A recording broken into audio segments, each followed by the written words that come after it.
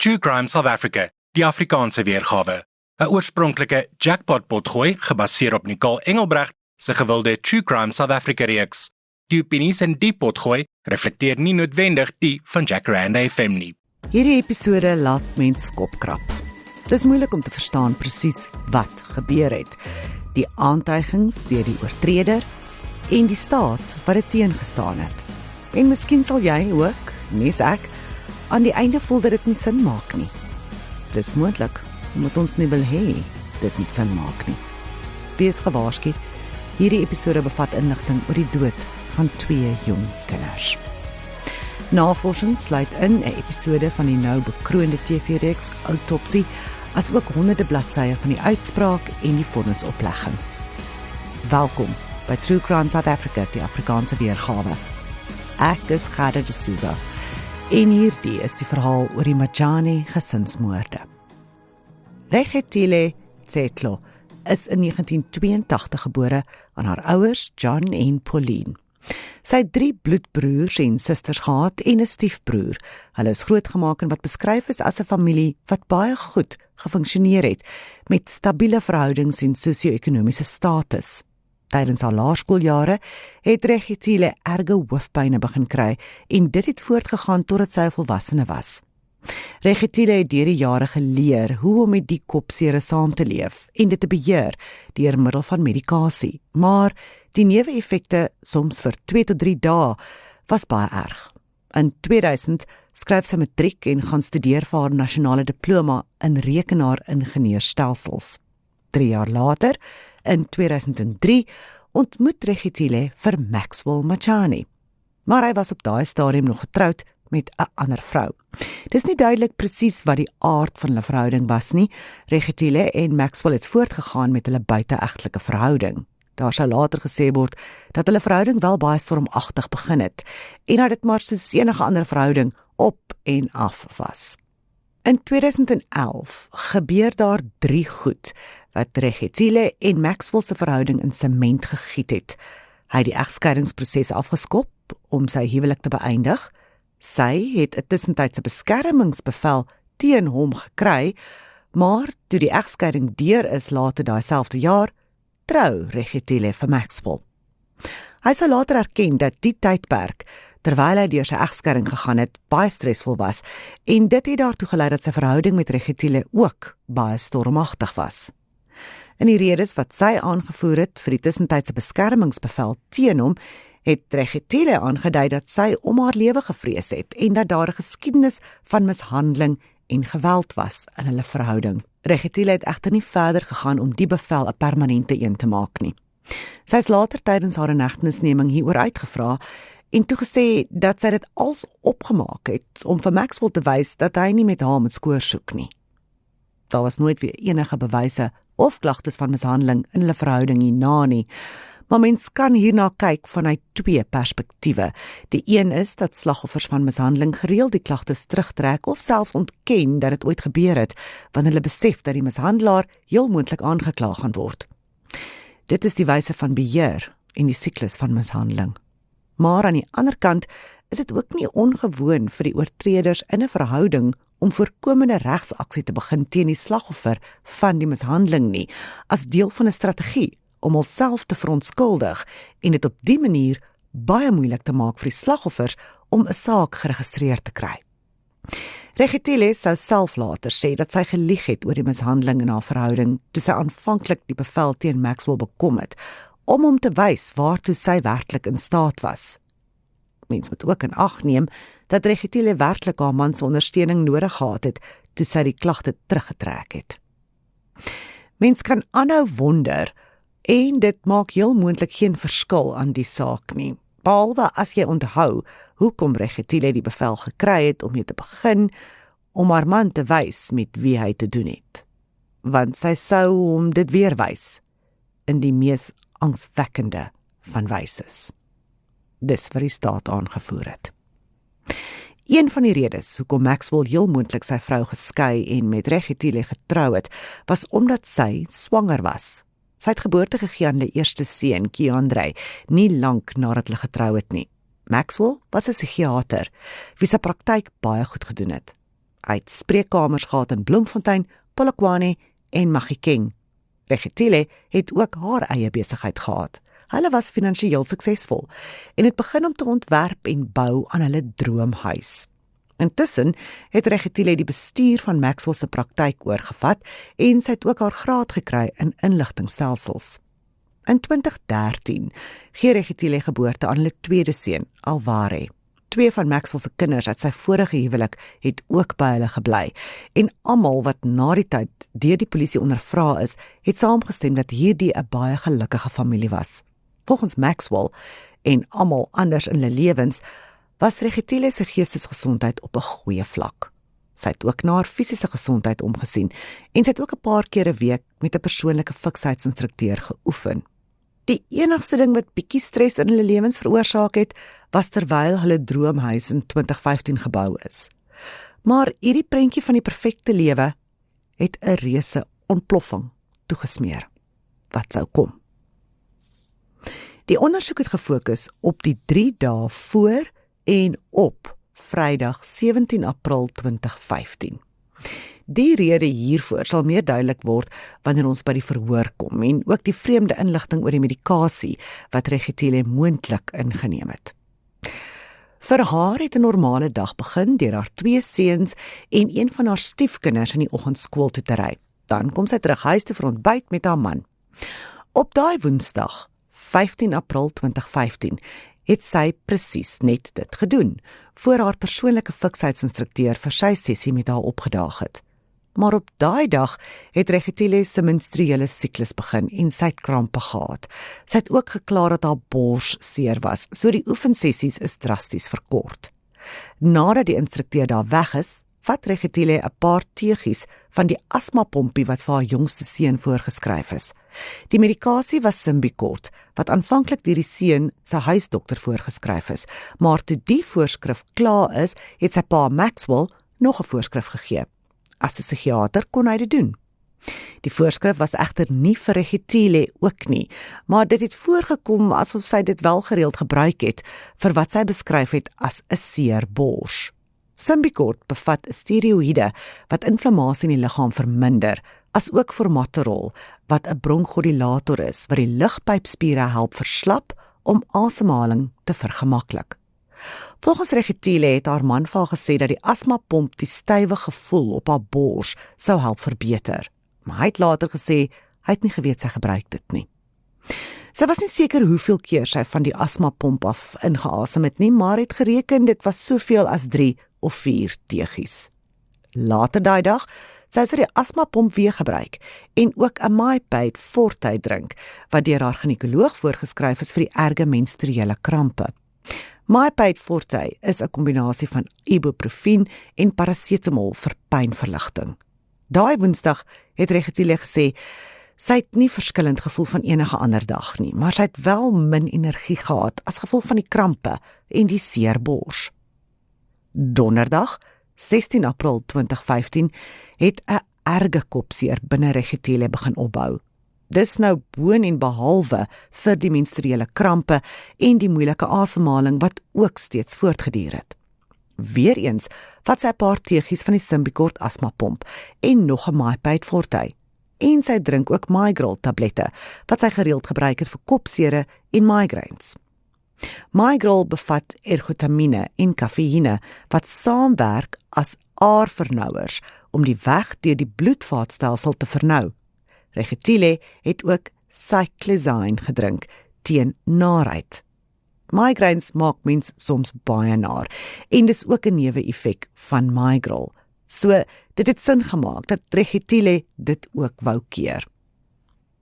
Maar sy kon nie na die tyd onthou presies hoeveel Migral tablette sy daai dag gedrink het nie. Sy was egter seker dat sy byna nooit die voorgestelde dosis oorskry het nie. Sy het vertel hoe sy daai oggend skielik baie alleen en hartseer gevoel het nadat sy die 3 kinders by die skool gaan aflaai het. Sy het nie haar vinger kon plaas op presies hoekom sy so gevoel het nie, maar sy het ook self doodneigings begin kry, iets wat sy nog nooit van tevore gevoel het nie.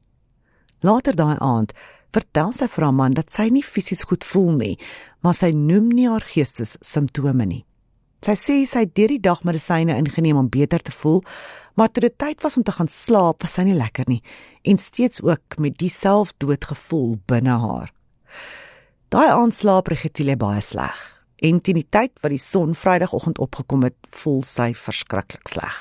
Haar hele lyf was seer en so ook haar kop. Sy drink 'n maaipyt forte en 'n maaigrill op 'n leë maag en gaan laai die kinders by die skool af. Toe sy terugkom by die huis, is haar man nie daar nie. Daar het sy baie alleen gevoel en die emosionele duisternis van die vorige dag sak weer oor haar toe. Regitile bel haar man en die gesprek tussen hulle sou in die toekoms op verskillende maniere ontleed word. Maxwell sê oor die foon dat hy by 'n winkel is wat boumateriaal verkoop, want hy kry 'n paar goed vir hulle huis wat onder konstruksie was. Dan kry die twee stry oor een van die badkamers in die nuwe huis. Regitile sou verskeie kere sê dat haar man gedreig het om haar en die kinders alleen in die huis te los as sy sou aanhou stry. Sy en Maxwell het dit egter later in die hof ontken dat hy dit so gestel het. Sy het ook ontken dat hulle stryery oor die foon daai oggend ernstig was, maar haar interpretering van daai gesprekke het direk na die misdaad in die soeklig gekom. Sy sê sy het steeds gevoel of sy haar eie lewe moes neem, maar dit het nooit ingesluit dat sy enige iemand anders ook moes leed aandoen nie. Regitile asem weer van die asmapompie in en drink nog pynmedikasie. Vanmiddagete maak sy vir haarself 'n toebroodjie, maar sy kon nie die helfte daarvan inkry. Sy het ook 'n glas wyn gedrink tydens middagete. En toe begin die gevoel van selfdood haar oorval. Sy gaan haal haar man se vuurwapen in die kluis. Maxwell Majani het later getuig dat hy die vuurwapen in die kluis opgesluit gehou het en dit kon net met 'n digitale kode oopgesluit word. Die vuurwapen was altyd volgelaai met 5 rondes. Regitile het die kode van die kluis geken. Sy en haar man het gesê dat sy nooit van tevore die vuurwapen hanteer het nie. Sy dra die vuurwapen na haar motor toe, waar sy met dit in haar hande gaan sit, terwyl sy dit oorweeg om haarself te skiet. Maar sy besluit om haar aandag eerder weg te trek deur winkels toe te gaan.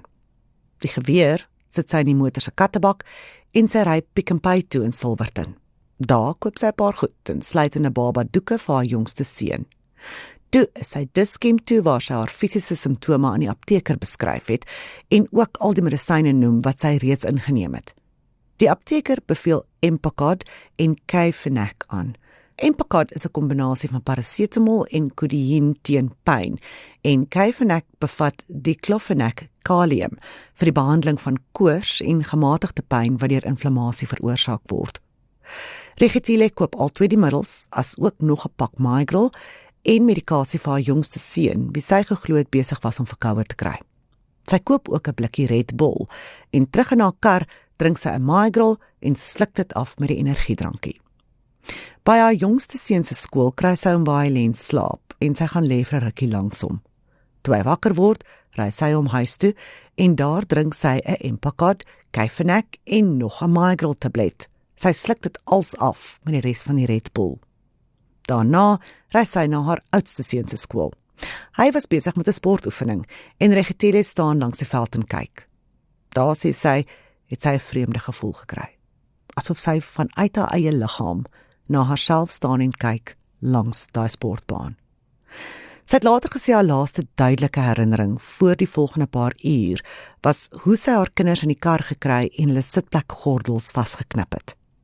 'n Herkonstruksie van die misdaad wys dat Regitile van haar oudste seun se skool af na 'n afgeleë gebied van Hammanskraal gery het en van die pad afgetrek het. Wat daarna gevolg het, is saamgestel deur die bewyse op die toneel. Ek waarsku jou, wat jy nou gaan hoor, kan ontstellend wees vir sensitiewe luisteraars.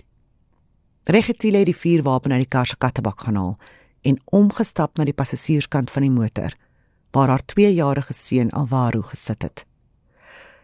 Sy lig die geweer en skiet 'n skoot af in haar jongste seun se kop. Die patoloog het bevind dat die koel deur Alvaro se linkeroog ingegaan en deur sy brein getrek het voor dit agter in sy skedel by die seentjie se kop uit is. Hy is waarskynlik op slag dood. Toe loop Regitile na die agterkant van die kar, waar die 5-jarige Keandre gesit en heel moontlik vreesbevange en verwilderend bewus was van wat sy ma doen en moontlik ook van wat met hom gaan gebeur. Die eerste skoot tref Keandre se arm. Dit was heel moontlik omdat hy sy arm in 'n verdedigende posisie opgelig het. Die koel is deur die kind se arm en in die agterkant van die bestuurder se sitplek in. Die trefkrag van die koel het die kind of uit die voertuig uitgeslinger tot op die grond buite die kar, of hy het self probeer vlug, maar hy het nie ver gekom nie. Sy ma moes om die kar beweeg het en sy skiet weer. Hierdie koel tref Keandre in sy kop. Regitile moes relatief naby aan haar kleuterseun gewees het toe sy daai tweede skoot getrek het, want daar was van die geweer poeier rondom die wond. Tragies het Keandre nie so vinnig soos sy broer gesterf nie. Die patoloog het bevind dat daar spore van bloed in die jongseun se longe was en ook in sy maag, wat beteken dat hy nog aanhou asemhaal het en bloed gesluk het nadat hy geskiet is. Regitile het later in een van haar weergawe sou sê dat sy langs Keandre op die grond gaan lê het. Sy sê sy het die vuurwapen langs haar gekry, dit opgetel en na haar eie kop gerig. Sy het beweer dat sy die sneller 2 keer getrek het, maar het net 'n klik geluid gehoor. Sy het aangeneem daar was nie meer koels in die vuurwapen nie, en toe soek sy vir iets in die veld of naby die kar wat sy kon gebruik om haarself mee dood te maak. Sy het glo 'n bierbottel gekry en dit probeer breek, sodat sy haarself met die stukke glas kon steek, maar die bottel was oud en het in klomp klein stukkies gespat. Dit sy later in 'n ander weergawe vertel hoe sy in die voorste sitplek van die motor gesit en al haar verskillende medikasies afgesluk het, voor sy begin hardloop het. Mevrou van Rooyen was in die kombuis van haar huis besig, so wat 2.4 km van waar Regitile pas haar 2 kinders doodgeskiet het. Mevrou van Rooyen het nog so gestaan, toe sy skielik die gesig van 'n vrou in haar venster sien. Haar eerste gedagte was hoe die vrou deur die heining gekom het. Sy sê Regitile het haar onmiddellik gevra of sy 'n koel vir haar het. Nee, sê mevrou van Rooyen, sy het geen ammunisie nie. Maar sy was bekommerd dat die vrou gewapend kon wees, so sy vra toe vir Regitile, waar is die geweer? Regitile ignoreer die vraag en vra of sy 'n mes kan kry om haarself mee dood te maak.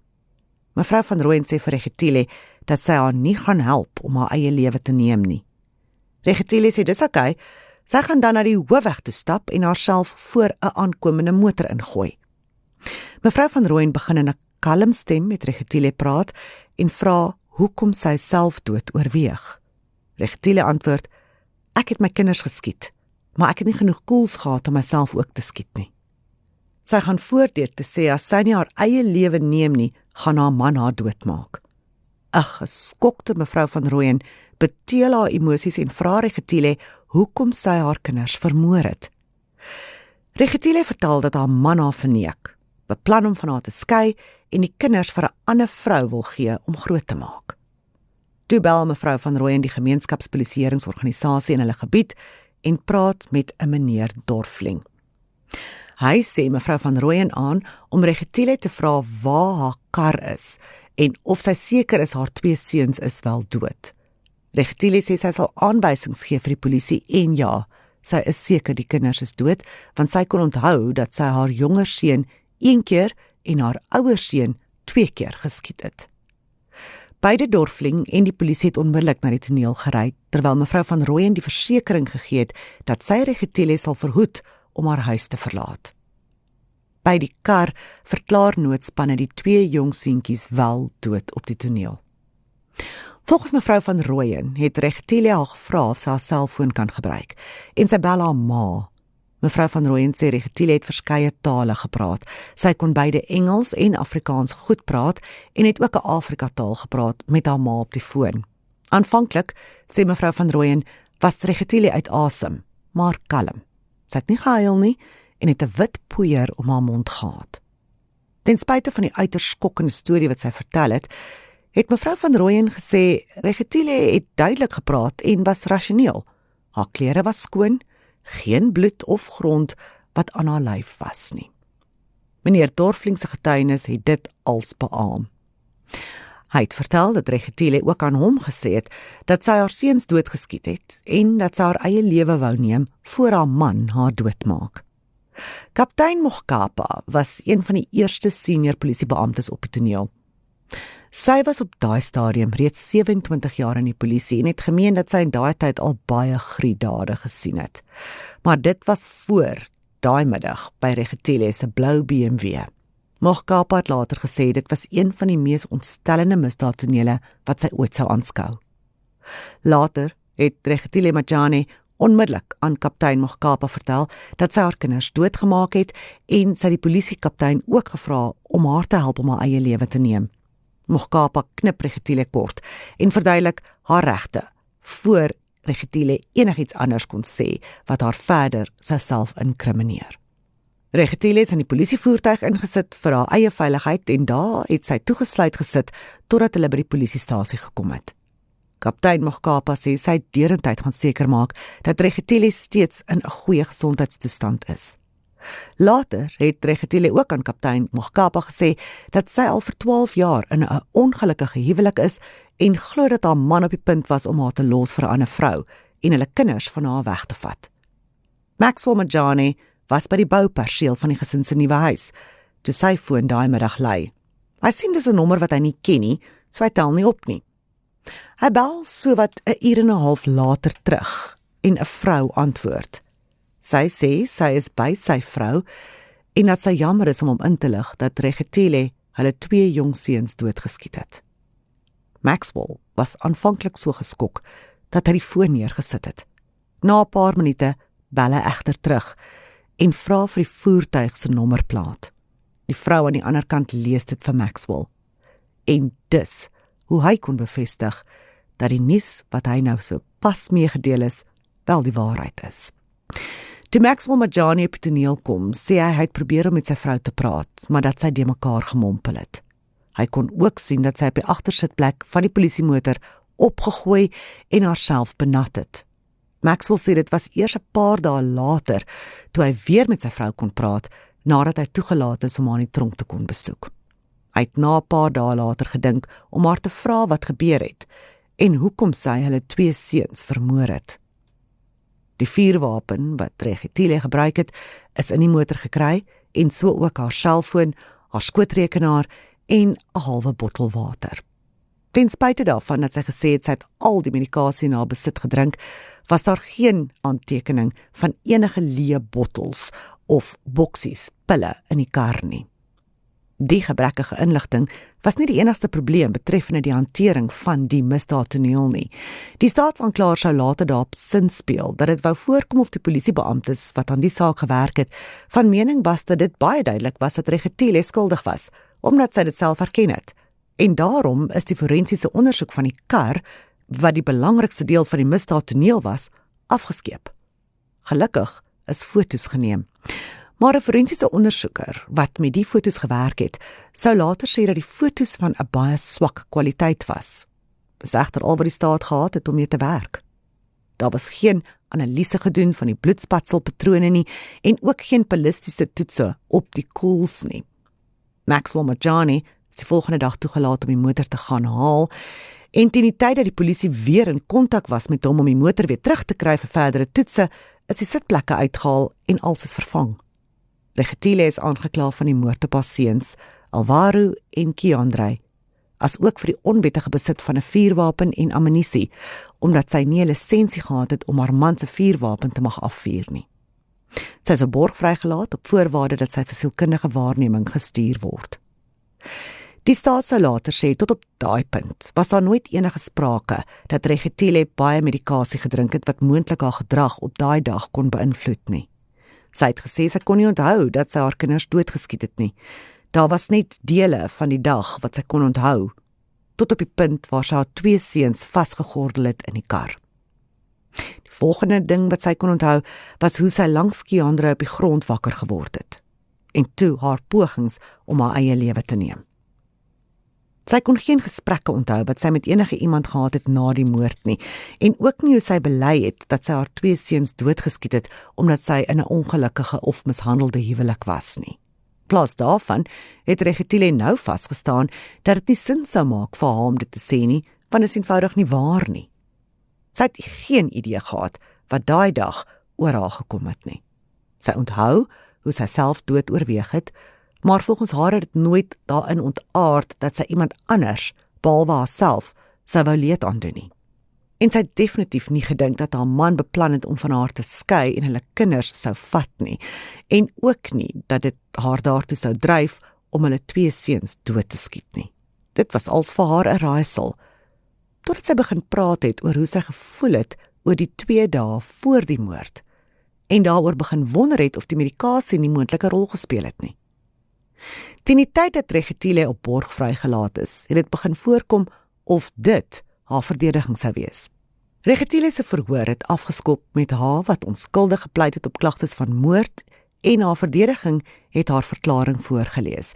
Daarin het sy gesê, en ek haal aan: I deny that during the commission of the crimes I was able to appreciate the wrongfulness of my actions and or act accordingly. I specifically plead that my defense to the charges is one of sane automatism due to a short-lasting psychotic depressive episode with prominent suicidal trends as a result of a combination of side effects of medication and substance intake. I specifically plead that the side effects of the medication and or substances were unknown to me prior to the commission of the offence. I state that the combination of the side effects to the medication and or substances caused a short-lasting but severe substance-induced psychotic depressive episode with prominent destructive and suicidal trends. I state that the combination of the side effects of the medication and or substances had the following effects on me, with feelings of melancholia, suicidal thoughts, temporary memory loss, and impaired judgment. I have partial memory loss of the events leading up to the shooting incident and thereafter. I have no recollection of the shooting incident itself. Dit was 'n hele mond vol, so kom ons kyk wat dit beteken. Maar voor ons daar kom, 'n ander kwessie. In Regitile se verklaring het sy gesê sy was die ma van 1 kind, 'n dogtertjie. Toe die verhoor afgeskop het, was daai dogtertjie 10 maande oud. Sy is in Januarie 2017 gebore. Maxwell en Regitile sou later apart getuig dat hulle besluit het om nog 'n kind te hê en sy het swanger geraak terwyl sy 'n borg was, sowat 'n jaar nadat sy haar 2 seuns doodgeskiet het. Maxwell het getuig dat hy en sy vrou steeds baie gelukkig getroud was, ten spyte van die hartseer wat sy veroorsaak het. Hy het gevoel dat dit heeltemal buite haar karakter was, en al kon hy nie haar optrede verduidelik nie, wou hy steeds met haar getroud wees en nog kinders met haar deel. En nou, terug na Regitile se komplekse verklaring. Regitile het reeds 'n sielkundige assessering ondergaan, wat bevind het dat sy wel geskik was om verhoor te word, en ook dat sy nie gelei het aan enige geestessiektes toe sy die misdade gepleeg het nie, wat beteken dat sy bewus was van wat reg en verkeerd was. Maar sy het aangevoer dat die laaste assessering nie korrek was nie, en dat sy wel 'n soort van 'n geestesepisode beleef het, wat daartoe gelei het dat sy buite haar eie kognisie en verpersoonlikheid opgetree het. Sy het aangevoer, spesifiek, dat sy vir 'n kort rukkie in 'n staat van automisasie geleef het. Die term automisasie word gebruik om gedrag te beskryf wat plaasvind wanneer 'n persoon in 'n staat van onbewustheid optree, wanneer hulle nie bewus is van wat hulle doen nie. Die daad is nie uit eie vrye wil nie, en daar's geen spesifieke plan om die daad uit te voer nie. Regitile se pleit het verder verduidelik dat die staat van automisasie heel moontlik aangebring is deur wat haar kenners na verwys het as die eienaardige en sonderlike reaksie wat sy gehad het na die kombinasie van medisyne wat sy op daai spesifieke dag ingeneem het voor die moorde. Hiermee het haar verdediging aangedui dat hulle toegee dat daar nie baie ander of selfs enige ander mense is wat daardie spesifieke reaksie tot daardie spesifieke kombinasie van medikasie sou hê nie. Hulle het gehoop om te kan bewys dat Regitile so 'n unieke en sonderlike reaksie gehad het. Regitile en haar verdediging het gevra vir 'n uitspraak genaamd nie patologiese onbevoegdheid. Dit kom daarop neer dat die aangeklaagde nie verantwoordelik is vir hulle aksies op die spesifieke tyd wat die misdade gepleeg is nie, omdat hulle nie akuut psigiatries is nie en dat hulle nie na die misdade enige verdere bedreiging is vir die samelewing nie. Regetiele het ook aangevoer dat sy aan geheueverlies ly oor presies wat gebeur het, iets wat nie ongewoon is wanneer ware automisasie ondervind word nie, omdat die oorweging is dat die brein sonder die nodige bewussyn optree en daarom word daardie spesifieke herinnering nie onthou nie. Die bewyse wat deur die twee tipe kenners na die hof gebring is nie betwis nie, omdat Regetiele nie kon onthou wat mevrou van Rooyen en die polisiebeampte getuig het sy sou sê nie. Maar toe die staat se sielkundige en toksikoloog getuig, is dit deur die verdediging bevraagteken. Een van die getuies vir die staat was Dr. Brink. Hy het die saak benader van 'n erkende akademiese perspektief en het getuig dat daar vasgestel moes word of die inligting wat aan hom verskaf is wel korrek was en of die moontlikheid wel bestaan dat die kombinasie van medisyne daartoe kon lei dat Regetiele in so 'n sonderlinge wyse kon optree. Dit het tydens Dr. Brink se getuienis aan die lig gekom dat die inligting wat aan hom verskaf is oor presies wat Regetiele gedrink en gebruik het, verskil het van wat sy aan ander kenners gesê het. Dr. Brink het getuig dat die kombinasie van veral die Migral en miskien selfs die Symbicort moontlik daartoe kon lei dat 'n individu buite haar eie karakter sou optree, maar hy het bygevoeg dat dit egter baie toevallig sou wees. 'n Kenner in toksikologie, Dr. Miller, het tydens sy getuienis die moontlikheid in perspektief geplaas en gesê dis dieselfde moontlikheid as 'n meteoor wat op daai spesifieke tyd in die hofgebou sou val. So, nie onmoontlik nie, maar baie onwaarskynlik. Dr. Mulder het uitgebreide ondervinding opgedoen by die Tygerberg Kliniek vir toksikologie en hy het ook die inligting weer lê wat deur ander kenners voorgelê is, insluitende die van die verdediging.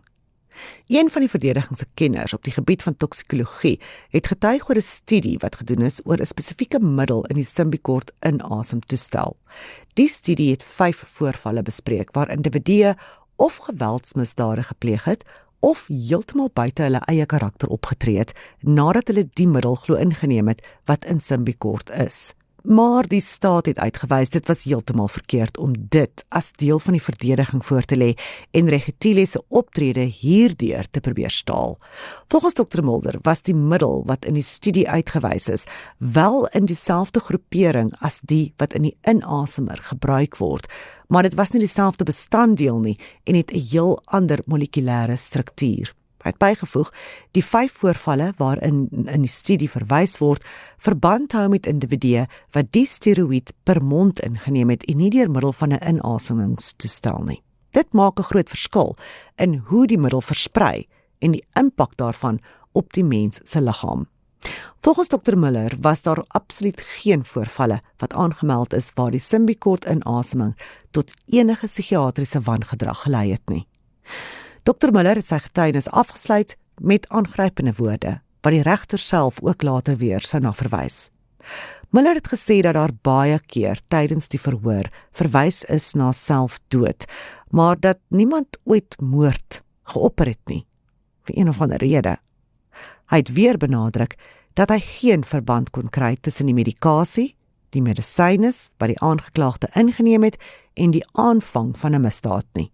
In sy 40 jaar by die Tygerberg Farmaseutiese en Toksikologie Konsultasiesentrum, sê Dr. Miller, het hy nooit van tevore op so 'n geval afgekom waar die inneem van die medikasies wat in die saak genoem is, gelei het tot die pleeg van 'n moord nie. Intussen het Brink en die verdediging se kenner ook ergotamine genoem wat in Migral is en moontlik kon bydra tot Regetiele se gedrag. Brink het getuig hoe die bestanddeel in verskeie lande onttrek is of voorgeskrewe middel geword het, omdat dit in sommige verbruikers gelei het tot buitensporige psigiatriese gedrag. In Suid-Afrika kan Migral sonder 'n doktersvoorskrif oor die toonbank gekoop word. Dr. Miller het weer eens ook die getuienis in perspektief geplaas, deur te sê in daai rare voorvalle het ergotamine slegs gelei tot psigiatriese neeweffekte, waar die individu reeds gelei het aan geestesversteurings. Daar was geen bewyse dat die enige impak gehad het op 'n individu wat voorheen geestesgesond was nie. Al die psigiaters, insluitende die van ook die verdediging, het bevestig dat Reggetile geen bestaande diagnose gehad het van enige geestestoestand nie. Beide sy en haar man, wat 'n gekwalifiseerde psigiater was, het saamgestem dat sy nooit met enige simptome van die aard gesukkel het nie. Sy kon ook nie onthou dat sy ooit van tevore die voorgestelde daaglikse dosis van Midol geneem het nie. Toksikologiese bewyse is gebaseer op Reggetile se eie verklaring van die aantal medikasies wat sy ingeneem het, al het sy nie presies geweet hoeveel pille sy gedrink het nie. Die enigste tyd, het sy gesê, wat sy moontlik baie Midol pille kon gedrink het, was in die kar na die moorde. Onder die kenners wat vir Reggetile getuig het, was ook 'n psigiater wat deur haar man aanbeveel is en wat 'n praktyk gehad het in dieselfde gebou as hy. Haar verdediging het op die kenners staat gemaak om hulle saak te bewys dat Reggetile in 'n outomatiese staat opgetree het toe die moorde gepleeg is. En so het daartoe 'n stryd in die hof ontstaan oor die verskillende teorieë oor wat presies as automisasie gedrag kwalifiseer. Daar's verskillende skole van kenners wanneer dit kom by sielkunde en afhangende van watter siening 'n kenner volg, sal die hof dan daai menings en verduidelikings aanhoor oor die ontstaan van geestesgesondheidskwessies. Reggetile se kenners het die kriteria vir outomatisme gevolg wat deur die Britse neuropsigiater en sielkundige genaamd Peter Fenwick saamgestel is. Die staatse kenners het gehou by die kriteria wat deur 'n Suid-Afrikaanse psigiater opgestel is, Sean Kaliski. Professor Kaliski is die hoof van die forensiese psigiatriese eenheid by die Valkenburg Hospitaal en mede-professor by die departement van psigiatrie van die Universiteit van Kaapstad. Kaliski het reeds daar duisende sielkundige regsassesserings gedoen. Een van die psigiaters wat Reggetile by die Wes-Koppies Psigiatriese Hospitaal assesseer het, was Dr. Pue, 'n spesialis psigiater by die Universiteit van Pretoria, en sy is deur die staat geroep om te getuig. Reggetile se verdedigingsspan het aanvanklik kapsie aangeteken teen Dr. Pue se getuienis, omdat hulle aangevoer het dat Reggetile nie bewus was van haar regte nie en nie geweet het dat wat sy vir die psigiater sê tydens die assessering nie vertroulik gehou sou word nie. Maar die regter het bevind dat Reggetile 'n vrou was met 'n goeie opvoeding wat in verskeie tale kon kommunikeer en sy het ook op daai stadium vir haar man gewerk by sy psigiatriese praktyk. Daarom is daar bevind dat daar geen manier was dat Reggetile nie die aard van die assessering kon geknap het nie. Dr. Pue se oorhoofse assessering van Reggetile se geestestoestand ten tye van die moorde was dat sy heeltemal normaal opgetree het en rasioneel was, tot op die punt dat sy haar kinders geskiet het. Die dokter het erkenning gegee aan Reggetile se argument dat sy niks kon onthou nadat sy haar kinders in die voertuig vasgespe het nie. Sy het uitgewys dat Reggetile op daai spesifieke dag presies en doelgerig opgetree het en sy kon daarin slaag om die motor veilig te bestuur. Reggetile het aan Dr. Pue uitgewys dat sy haar man verkeerd verstaan het, toe hy die opmerking gemaak het dat hy haar sou los om alleen in die nuwe huis te bly. Sy het gereken, dit het beteken, hy wou haar skei. Dit het voorgekom om 'n belangrike brokkie van inligting te wees, want tot op daai punt het sy nie toegegee dat sy bewuslik daaraan gedink het dat haar man haar wou verlaat nie, en ook nie dat hulle daai dag 'n stryery gehad het nie. Reggetile het aan die hof vertel dat sy dit nie kon onthou nie. Maar tydens haar assessering, toe sy op geen medikasie was nie, het sy erken dat sy haar man Maxwell se woorde verkeerd opgeneem het. Volgens Dr. Pue kon sy niks kry om die verdediging se psigiatriese verslag te staaf dat Reggetile die mekaar gepraat het nie. Die dokter het verslag gedoen dat Reggetile maklik die name en die telefoonnommers van verskeie mense kon onthou wie sy wou hê die dokter namens haar moes bel. Dr. Pue het vrae laat ontstaan oor of Reggetile eerlik was oor wat gebeur het. Sover dit Reggetile se geheueverlies oor die moorde aangaan, het Dr. Pue bevestig sy kon geen bewyse vind tydens Regitile se optrede en gedrag toe sy haar assesseer het om 'n geval van geheueverlies te staaf nie. Die dokter het verder gegaan deur te getuig dat 'n staat van outomatiese aksie baie rar is en in al die gevalle waarna sy gekyk het, het so 'n staat begin en geëindig tydens die misdaad. Die individu kon te alle tye, na die tyd, presies weergee wat gebeur het, tot op die punt van die misdaad en weer onmiddellik daarna. Dit was nie 'n uitgerekte tyd van geheueverlies, soos in Regitile se geval nie. Nog 'n teenstrydigheid wat tydens Dr. Puwe se getuienis na vore gekom het, was oor Regitile se weergawe dat sy baie pille gedrink het nadat sy haar kinders doodgeskiet het. Dit was iets wat Regitile slegs vir Dr. Puwe gesê het en vir niemand anders nie eens vir haar eie psigiaters of in haar hoofgetuienis nie.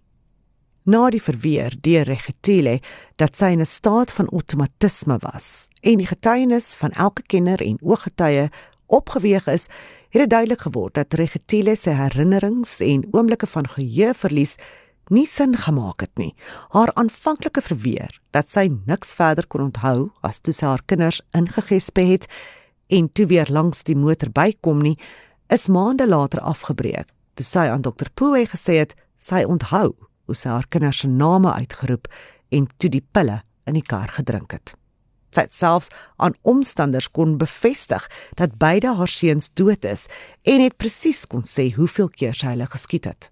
Op ander kere het sy kon onthou hoe sy die vuurwapen op haarself gerig het en die klik geluid toe sy die sneller getrek het. Al hierdie teenstrydige getuienis het haar verweer van geheueverlies bevraagteken. Nog 'n sleutelelement van outomisasie is volgens professor Kaliski dat wat die pasiënt tydens so 'n staat wel doen, aksies is wat die persoon reeds van tevore uitgevoer het. Met ander woorde, dis byvoorbeeld nie moontlik vir 'n individu wat nog nooit 'n brood gebak het, om skielik so iets te kan doen nie, terwyl hulle in so 'n staat van outomisasie is nie. Outomatisme is net dit, geen diepere denke nie. Jy doen wat jou spiere ken, 'n aksie wat jou lyf weet hoe om uit te voer. Natuurlik is daar wel gevalle van mense wat in baie rare voorvalle wel moorde gepleeg het tydens so 'n staat, maar dit kan byvoorbeeld nie wees waar 'n persoon wat geen kennis van gif het, daarop aanspraak maak dat hulle skielik in 'n staat van outomatisme die presiese dosis van die nodige gif kon meet om dit vir 'n slagoffer te kan gee nie. As mens na hierdie getuienis luister, kon dit nie wees dat Regitile, wat nooit van tevore 'n vuurwapen vasgehou het of 'n skoot afgevuur het, die geweer kon skiet soos sy wel het nie. En die getuienis is verder gevoer dat selfs al het sy die eerste skoot in so 'n staat van outomatisme afgevuur, dit haar uit daardie staat sou ruk en sy nie haar tweede seun ook so kon doodskiet nie. En ook, as haar aksies outomaties was, sou sy nie 'n tweede skoot afgevuur het nie. Daar word aangeneem dat iemand in 'n staat van outomatisme nie voorneme het nie. As jy outomaties optree, het jy nie beplan om te doen wat dit ook al is wat jy gedoen het tydens daardie episode nie, en daarom kan iemand wat in so 'n staat 'n misdaad gepleeg het, nie strafregtelik verantwoordelik gehou word nie. Maar Regitile het die gedagte gevorm en besef dat sy haar kind gewond het en toe besluit om die kar te loop nader aan hom om hom weer te skiet sodat hy dood is. Dit het beteken die voorneme om moord te pleeg was wel teenwoordig. Volgens Regitile se verdediging was die rit na die ver afgeleë gebied deel van haar outomatiese gedrag, omdat sy sou sê sy het nie onthou hoe sy tot daar gery het nie. Dit was 'n belangrike deel van die verdediging, omdat dit sou dui dat die aangeklaagde nie beheer gehad het nie. Dit was 'n 20 km lange rit deur tolhekke om op die mees afgeleë plek te kom wat sy kon, en ook met 'n vuurwapen in die motor se kattebak, wat als kon dui op voorafbeplanning. Maar psigiatriese kenners het verduidelik dat dit nie deel kon wees van die outomatiese gedrag nie, omdat daar te veel denke by betrokke was en besluite wat sy moes neem. Regitile was blykbaar voor die moord nog nooit op daardie spesifieke plek waar sy haar 2 seuns op daai dag doodgeskiet het nie. En sy het definitief nie daai pad elke dag gery nie. Haar gedrag na die moorde was ook 'n kwessie wat nie gestruik het met die van iemand in 'n staat van outomatisme nie. Meeste van die individue in so 'n staat is erg geskok wanneer hulle daaruit kom, omdat hulle dan vir die eerste keer met hulle volle bewussyn besef wat om hulle aangaan. Hulle besef nie onmiddellik wat hulle gedoen het of dat hulle 'n misdaad gepleeg het nie. Hulle sal byvoorbeeld nie onmiddellik aanneem dat hulle die moorde gepleeg het nie en sal onmiddellik gaan hulp soek. Nie Regitile nie. Dus sy weer haar bewussyn herwin, het sy langs haar seun gelê met die vuurwapen op die grond. As die gedagte dat sy haar kinders doodgeskiet het, nie onmiddellik by haar pos gevat het nie, sou sy veel eerder onmiddellik gedink het dat hulle gekaap is en dat iemand anders haar kinders geskiet het. Sy sou haar selfoon soek, sy sou bel vir hulp, maar sy het dit nie gedoen nie. Inteendeel, Regitile het onmiddellik besef dat dit sy was wat haar 2 seuns doodgeskiet het en het onmiddellik probeer dink aan maniere om haar eie lewe te neem, nie om haar seuns te probeer red nie. Een van die psigiaters wat Regitile ook onder waarneming geplaas het as deel van haar verdediging was Dr. Savov, 'n spesialis-psigiater met 'n voltydse praktyk. Hy was 'n kollega van Maxwell Manjani en is gevra om Regitile te behandel en te assesseer na die moorde. Sy getuienis het gefokus op die uitwerking wat hy geglo het die medikasie op haar gehad het. Maar dis als deur die staatstoksikoloog weer lê. Dr. Savov het ook geglo dat daar wel outomatiese gedrag was, as ook die depressiewe gedagtes van selfdood wat Regitile genoem het in die dae voor die moord. Volgens Dr. Savov kon al die simptome moontlik saamgesmelt het in wat 'n toestand sou skep bekend as onbaatsugtige wraakmoorde of uitgebreide selfdood. Filicide dui op die spesifieke moord van 'n kind deur 'n ouer. En wanneer die ouer voel, dis die beste vir die kind, word daar geglo dit is met 'n onbaatsugtige motief gedoen. Hierdie oortreders voel ook dat hulle selfdood pleeg namens die kinders deur hulle te vermoor, en daarom die term uitgebreide selfdood. Dit is wat Savov geglo het met Regitile gebeur het. Die medikasie het haar in 'n korttermynperiode van depressie gelaat, wat gelei het tot die selfdoodneigings, en toe die kombinasie van medikasie, die periode van outomatisme en die selfdoodgedagtes het dit uitgebrei om haar kinders ook in te sluit. Dis belangrik om hier in gedagte te hou dat, soos wat die regter uitgewys het, was Dr. Savov nie 'n geregistreerde forensiese psigiater nie, al was hy hoogs gerespekteer met baie jare se ondervinding. Hy het egter getuig oor wat hy bestempel het as 'n forensiese psigiatriese verslag. Dit het voorgekom of Dr. Savov onkant gevang is, toe hy onder kruise ondervraging besef het dat hy nie al die inligting verskaf is oor die medikasies nie, en ook dat Regitile aan van die getuienis 'n rede gegee het vir hoekom sy haar kinders vermoor het, omdat haar man haar wou skei. Sy verweer was dat dit meer sin sou maak omdat dit kan verduidelik hoekom sy in 'n depressie was en selfdood oorweeg het. Maar dit het natuurlik gestryk teen die teorie dat dit die pille en ander medikasies was wat haar juis depressief gemaak het. Regitile Manjani het nie gelei aan depressie nie. Sy het nooit van tevore gesukkel met depressie nie, en vir Dr. Savov se teorie om geloofbaar te wees, sou dit beteken dat Regitile skielik 'n uiterste depressie moes ervaar in die minute voor sy haar kinders doodgeskiet het, 'n depressie wat toe weer binne 'n paar minute oor was. Nog 'n getuie vir die verdediging was 'n ene Dr. Kariuki, en dit het vinnig in die hof duidelik geword dat dit sy assessering was wat die idee laat ontstaan het om die medikasie as 'n verdedigingstaktiek te gebruik, die een van onbedoelde vergiftiging. Dr. Kariuki was die kenner wat dit aan Regitile genoem het. Een van die vrae waarvoor daar geen verduideliking in die hof gebied is nie, was oor die vuurwapen. Regitile het gesê dat sy die geweer op haarself gerig het, maar toe sy die sneller trek, het sy net die klik geluid gehoor. Die vuurwapen het plek vir 5 koels. Sy het 3 daarvan gebruik om haar seuns dood te skiet. Maxwell het bevestig dat hy altyd die geweer vol gelaai gehou het met 5 rondes in. So, dan moes daar 2 koels oor gewees het in die loop van die vuurwapen. Maxwell Manjani kon moontlik fout gemaak het, maar hy het die geweer bittermin gebruik en hy het nie voorgekom as iemand wat so 'n fout sou maak nie. So waar en wanneer is die ander 2 rondes dan afgevuur as Regitile sê die loop was leeg toe sy dit op haarself gerig het? In sy uitspraak het regter Fabricius bevind dat Regitile nie eerlik of betroubaar was nie en dat sy nie geskroom het om te lieg wanneer dit haar pas nie. Hy was van die opinie dat haar medikasieverwante verdediging by een van haar eie psigiaters ontstaan het, wat dit as 'n verduideliking geag het en dis hoekom daar soveel teenstrydighede was daaroor. Die regter het ook gesê dat Regitile op die dag van die moorde met almal om haar kon kommunikeer en haar motief duidelik kon uiteensit. Hy het al die bewyse van onmoontlikhede genoem en bygevoeg dat Regitile se weergawe nie 'n redelike waarheid kon wees nie. Volgens die regter het die toksikoloë daarin geslaag om te kon bewys dat sou daar enige neeweffek wees van die lys van medikasies dit nie onmiddellik na die moorde sou verdwyn nie. Hy het wel toegegee dat enige geheueverlies wel na die misdade sou ingetree het en verband kon hou met die trauma. Maar hy het ook uitgewys dat daar nie 'n diep psigologiese rede hiervoor was nie en dit definitief nie sou kon bydra tot die misdade nie.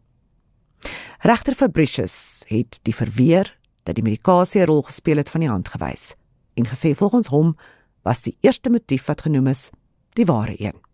Regitile het haarself om een of ander rede daarvan oortuig dat haar man op die punt was om haar te los of dat sy kwaad was vir hom vir 'n onbekende rede en dit is wat gelei het tot haar besluit om haar 2 jong seuns dood te skiet en moontlik ook haarself. Die regter het bevind dat sy met voorbedagte rade opgetree het en baie mooi geweet het wat sy doen, iets wat sy na die tyd probeer toesmeer het. Regitile Manjani is skuldig bevind op die 2 klagtes van moord, as ook die 4 verwante klagtes. Tot op daai stadium was Regitile uit op borg en dit het tot 'n einde gekom, die oomblik toe sy skuldig bevind is. Sy het egter aansoek gedoen om weer vir borg aansoek te doen tot haar vonnisoplegging. Haar rede was dat sy steeds haar baba geborsvoed het en dat sy na die kind moes omsien. Die regter het haar versoek egter vlugtig van die hand gewys. Sy rede was dat Regitile en Max die besluit geneem het om nog 'n kind te hê ten spyte daarvan dat die verhoor nog moes plaasvind. Regter Fabricius het bygevoeg dat Regitile haarself gesê het dat haar man 'n vaardige pa is en dat hy die hulpbronne het om 'n helper te kon bekostig om na hulle baba om te sien. Tydens vonnisoplegging het die sielkundige verslag gefokus op Regitile se persoonlikheid en bietjie meer konteks gevoeg tot haar gedrag op die dag van die moorde. Die verslag het gesê, en ek haal aan, Mrs. Manjani's interpersonal style seems best characterized as being domineering and over-controlling. She has strong needs to control others and expects respect and admiration in return. She may be driven to appear competent and authoritative, and likely has little tolerance for those who disagree with her plans and desires. Others probably view her as being rather overbearing and dictatorial. Although able to express some degree of warmth, her need to be in control in relationships probably taxes the endurance of those who are close to her. Dit was die regter se opinie dat die verslag gelees moes word tesame met wat Regitile op die toneel gesê het, dat as sy nie haar kinders kon hê nie, niemand anders hulle kon kry nie. Die regter het bygevoeg dat die misdade beplan is en dat Regitile die 4 saamgery het na die afgeleë gebied. Regitile se aansprake dat sy in 'n huwelik was waar tydens sy mishandel is en dat sy vir haar lewe gevrees het, is nie deur die regter in ag geneem as versagtende omstandighede nie, omdat hy aangevoer het dat sy self geweier het om te enige tyd te erken dat daar enige probleme in haar huwelik kon wees. In 'n laaste poging om 'n verminderde straf vir hulle kliënt te probeer bekom, het Regitile se regspan gesê dat sy bloot haar man probeer beskerm het, tot haar eie nadeel.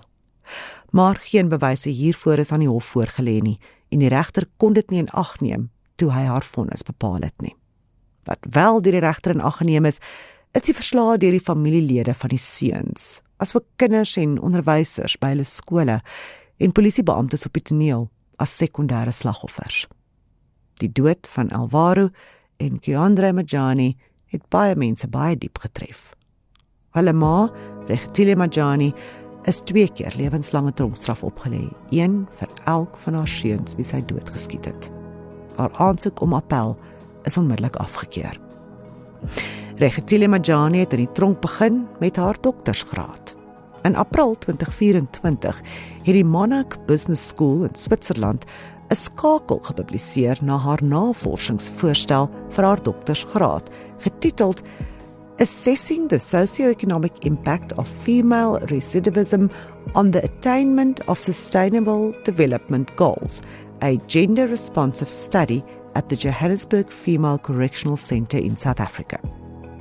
In die biografie is aangeteken dat Regitile die hoofuitvoerende beampte is van Majani Medico-Legal Clinic. Dis eienaardig. Daar's nêrens aangedui dat sy self in die tronk is, waarop die navorsing gebaseer is nie. Al het sy 'n werkbeskrywing op 'n bladsy van 'n Switserse universiteit, sal Regitile eers in 2042 in aanmerking kom vir parol. Ten spyte daarvan dat daar soveel inligting tydens die saak voorgelê is en die berg van getuienis en bewyse, bly die motief steeds onduidelik. Presies hoekom hierdie ma haar 2 seuns vermoor het. Mens sal nooit weet of ons werklik als van die buitekant af kan raak sien nie. Dankie dat jy geluister het na True Crime South Africa, die Afrikaanse weergawe. Hierdie was die verhaal oor die Majani gesinsmoorde. True Crime South Africa, die Afrikaanse weergawe, is 'n oorspronklike jackpot potgooi. Die ware misdaadverhaal is nagevors en geskryf deur Nicole Engelbrecht vir haar gewilde True Crime South Africa reeks. Dit word aangebied deur Jackran FM se Gerda de Souza. Luister na nog oorspronklike potgooi reekse en nuwe episodes by jackranfm.com, klik op Jackpot of kry dit by jou gunsteling potgooi toepassing.